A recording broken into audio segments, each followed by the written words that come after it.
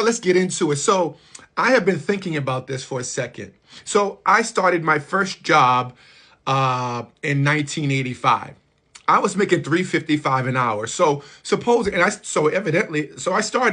I started putting into Social Security in 1985. Just a little something, something out of those checks. And then all those jobs that I've had since that time, they've been taking out a little bit for Medicare and a little bit for Social Security.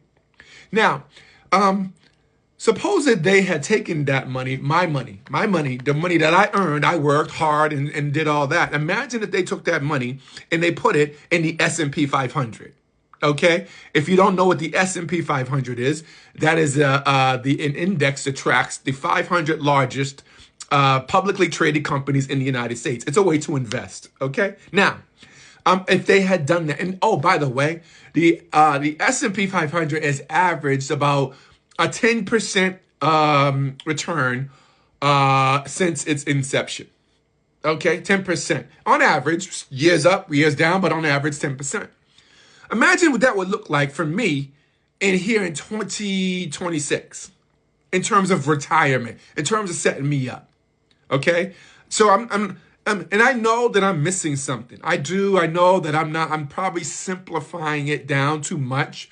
There are other factors that I'm not thinking about. I'm not one of the pundits that's thinking about it in a way that is like, okay, we need to think about it. It's too simplistic the way I did it. But I don't know. Just thinking about it, I'm like, if everybody had some sort of account where your money. Now, people will say, well, you're propping up Wall Street. Good.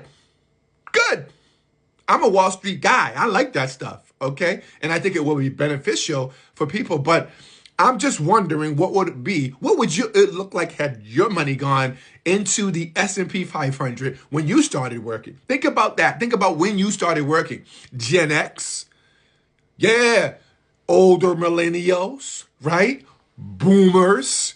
Think about that, about where your money would be at. And now we're fighting for scraps because we're trying to figure out, well, should I take the $2,000 at 62, or should I take 2,200 at 63, or 2,300 at 64? That's what we're fighting over, as opposed to the money that I got in the S&P 500 and that I got going. Now, yeah, just put it in an index fund and let it go.